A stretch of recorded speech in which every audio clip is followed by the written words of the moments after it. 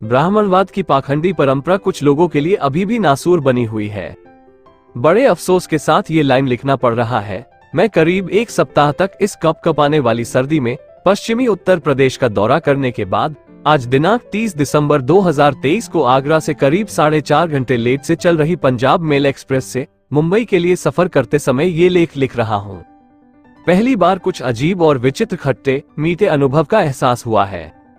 दिनांक 22 दिसंबर 2023 को वाराणसी में रामजी यादव जी के चैनल गांव के लोग को इंटरव्यू देने के बाद मैं दिनांक 24 दिसंबर 2023 दिन रविवार को दिनेश कुमार गौतम जी की सामाजिक संस्था बहुजन समाज परिषद के बैनर तले आयोजित पेरियार स्मृति दिवस के प्रोग्राम के लिए आगरा आ गया। दिनेश कुमार गौतम जी का मानना है कि शूद्र मिशन के द्वारा देश भर के हमारे अपने इन बहुजनों के दिल दिमाग में सदियों से ब्राह्मणवादी कचरा दिल दिमाग में जो ठूसा गया है उसे पहले बाहर निकालना होगा। कर्मशील होने के कारण ब्राह्मण से उच्च होने की मानसिकता पैदा करना होगा। अपने आप को गौरवान्वित महसूस करवाकर ही हमारे अपने इस शूद्र वर्ण को बहुजन समाज बनाया जा सकता है, तभी स्थायी सफलता मिल सकती है। उन्होंने इस प्रोग्राम से पहले शूद्र मिशन पर 5 बैनर आगरा के मेन चौराहों पर बड़ी हिम्मत दिखाते हुए लगवाए हैं, जो आगरा, उत्तर प्रदेश में और सोशल मीडिया में चर्चा का विषय बना हुआ है। प्रोग्राम मौसम खराब होने के बावजूद भी सफल रहा। आगरा के बाहर के लोग भी आए हुए थे। उन्हीं में से एक रामपाल सिंह यादव, सेवानिवृत्त प्लाटून कमांडर, विशेष रूप से पहली बार मुझसे मिलने और प्रोग्राम में सहभागी होने के लिए मेरठ से आए हुए थे। उस प्रोग्राम में उन्होंने पेरियार की जीवनी पर बहुत ही अच्छा भाषण दिया और अपने आप को शूद्र होने और साथ ही साथ शूद्र उपाधि लगाने की घोषणा भी किया। इस प्रोग्राम को सफल बनाने में सभी सहभागियों को तहे दिल से शुक्रिया व धन्यवाद। दूसरे दिन सोमवार दिनांक 25 दिसंबर 2023 को मुझे अपने साथ मेरठ ले जाने के लिए अनुरोध भी किया। इतना प्यार भरा दबाव था कि मैं मना नहीं कर सका। मेरठ में छोटी मोटी कुछ मीटिंग हुई। वहां का आलिशान बुद्ध विहार और अंबेडकर भवन मुझे बहुत प्रभावित किया। बुधवार दिनांक 27 दिसंबर 2023 को शूद्र रामपाल सिंह यादव जी को एक दुखद समाचार मिला। धौलपुरा फिरोजाबाद की उनकी खास बहन के नंदोई आलोक प्रताप सिंह यादव जी का देहांत हो गया। दूसरे दिन बृहस्पतिवार दिनांक 28 दिसंबर 2023 को मुझे भी आगरा आना था, इसलिए उन्होंने भी दुखी परिवार से मिलने के लिए मेरे साथ ही इटावा चलने को तैयार हो गए। जाने की तैयारी और कुछ लोगों से बातचीत होने लगी। दिवंगत की पत्नी ने मोबाइल पर बात करते हुए कहा कि कल बृहस्पतिवार है, मत आइए। भाई साहब की पत्नी आधुनिक विचारों और ऐसी दकियानुसी ब्राह्मणवादी परंपरा की विरोधी है। कोई दिन या दिशा भी सगुन अपसगुन होता है, ऐसा विश्वास न करने वाली पत्नी भी मना करने लगी। अब मेरे संज्ञान में ये चर्चा आई। रामपाल जी को भी गलत लग रहा था। मैंने भी कहा कि जब आपको गलत लग रहा है तो आपको एक अच्छा मौका मिला है इस परंपरा को तोड़ने का। बेशक आज इसे तोड़ ही दीजिए। हम दोनों सुबह 5 बजे मैं टुंडला रेलवे स्टेशन और भाई साहब इटावा रेलवे स्टेशन के लिए घने कोहरे और कपकपाती सर्दी में रेलवे स्टेशन मेरठ कैंट से चल दिए। सफर के दौरान ये खबर कट की तरह सभी रिश्तेदारों में फैल गई। बीच रास्ते से लौट जाने की फरमाइश आने लगी। दिवंगत की पत्नी प्रकाशवती ने कहा कि हमारे दरवाजे पर आज मत आना, कहीं और चले जाना। भांजी मंजू और अपनी चाची शकुंतला ने भी वापस लौट जाने के लिए आग्रह किया। भाई साहब की पत्नी भी चौतरफा दबाव के कारण उन्हें बार बार लौटकर वापस आने का अनुरोध करने लगी। असमंजस की स्थिति और परेशान नजर आने लगे।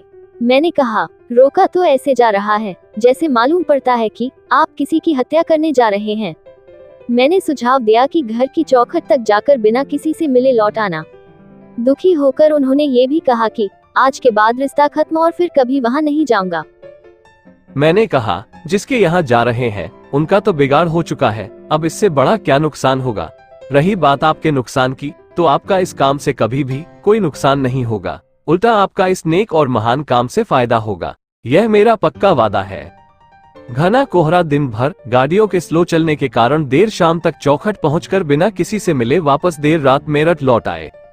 मैं उनसे पहले टुंडला रेलवे स्टेशन उतरकर बस द्वारा देर शाम तक आगरा आ गया। इसी कड़ी में इसके पहले की पश्चिम उत्तर भारत की एक घटना का जिक्र करना उचित समझता हूँ। अखिलेश यादव जी के खास मामा बुजुर्ग लाखन सिंह यादव जी ने इटावा में अखिलेश यादव जी के कम उम्र के जीजा संतरमन सिंह यादव का विदाई के समय मेरे सामने पैर छूकर आशीर्वाद लिए। मैं अपने इस उम्र के पड़ाव पर पहली बार ऐसी परंपरा देखी।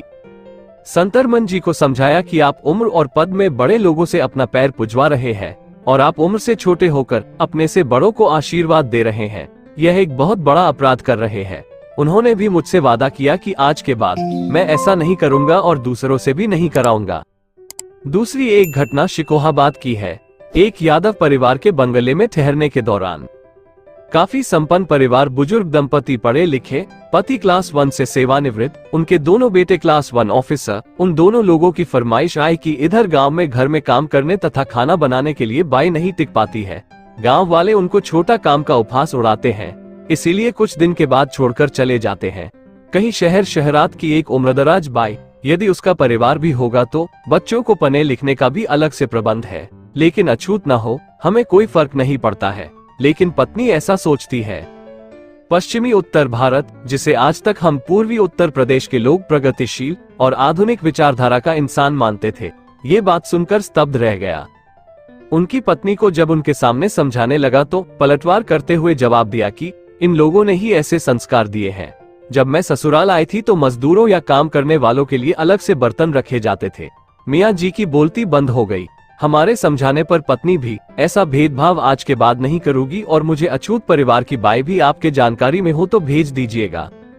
पूरे देश का भ्रमण करने के बाद मुझे अब एहसास होने लगा है कि इसी अंधविश्वास, छुआछूत और पाखंड की मानसिक गुलामी के कारण ही भाजपाई लोग दावा करते हैं कि आगे हम 50 साल तक राज करेंगे।